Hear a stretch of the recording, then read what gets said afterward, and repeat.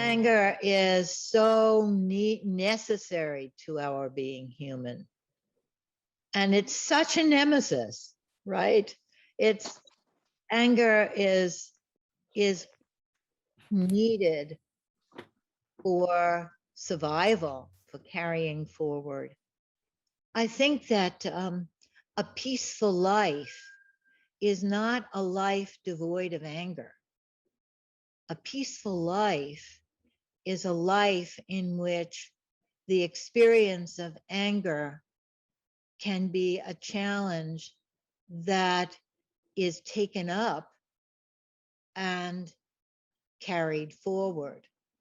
That anger that is experienced as destructive often, and sometimes is, there's a constructive energy at the base of it. All human experience has implicit, inherent forward movement in it. And so we want to get to what is trying to come in the anger rather than getting stuck in the anger. But what I've learned in my life is that you cannot make peace by avoiding anger. It doesn't work. That to make peace, and to make peace is maybe one of the highest callings of every human being. To just think about that we all have the ability to create, to make. It's something that we make, to make peace.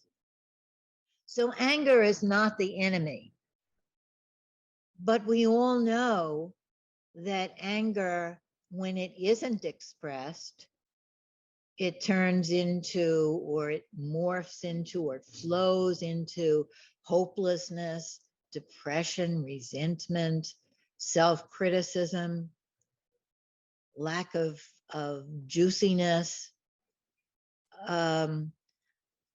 what we call acting out or manipulating, or I mean all kinds of things, right? When we suppress that and we repress it and ignore it and eschew it, it does all kinds of damage under there. And when we just pour it out and express it all over the place, right? We make a big mess. And then sometimes the mess that's made by just, getting it out, getting it off your chest, that big mess sometimes isn't able to be cleaned up for a long time.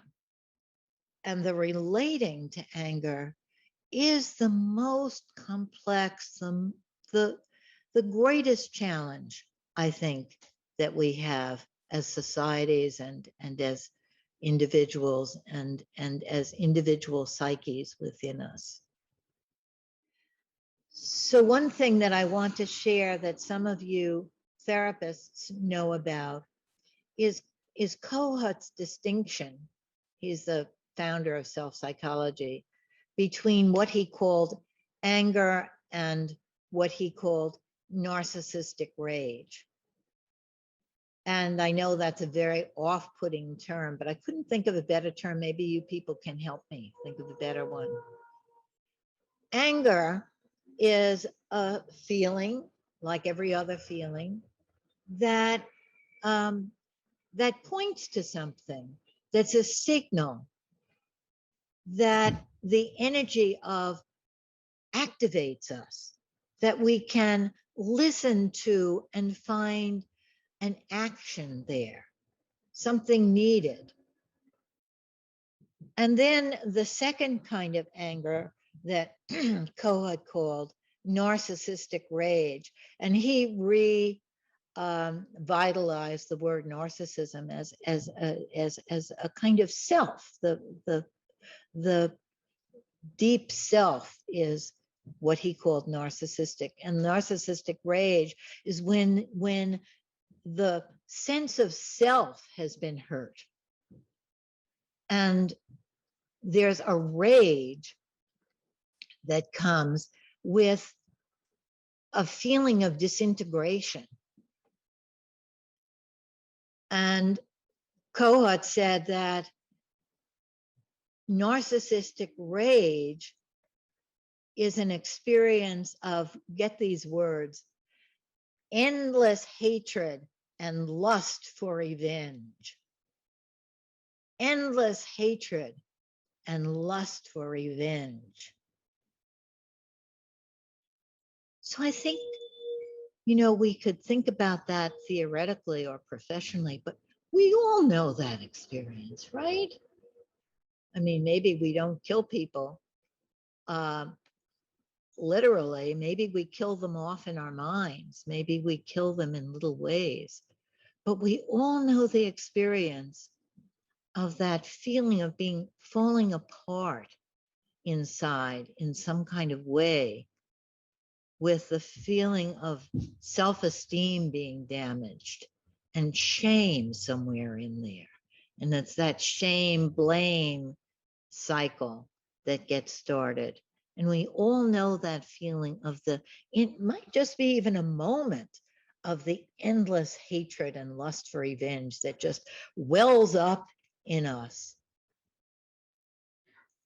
So the reason that this distinction is so important is that anger that is a signal, it's very important in ourselves or in others to listen to the content. What is it signaling? The details may be important. Whereas the rage, the kind of rage that Kohut is talking about, maybe it's not the content. Something has been hurt, and the person may be saying all kinds of things that they don't, their larger selves don't mean in any way. And the content isn't the thing to listen to. It's to listen to the hurt.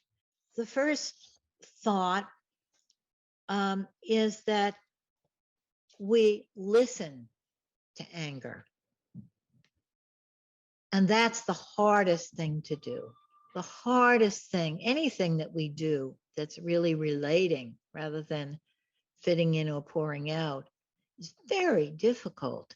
To bear it, to stand with it, to feel that we're angry with the person rather than angry against.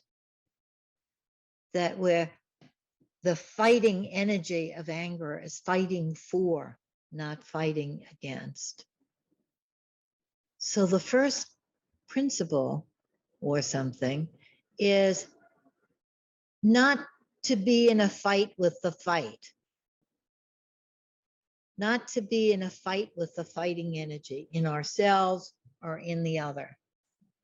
To listen to the anger. When we listen to anger, we're listening to the deeper point of it, right? We're listening to the implicit of it. We're listening to what it has to say, where it's trying to go, what it's trying to do. The nature of anger and conflict is that it simplifies. When we're in danger, there's fight or flight. There's no room for the complexity of human living in that instinctual, basic part of our being. We simplify everything to who's right and who's wrong. Should I fight or should I flee?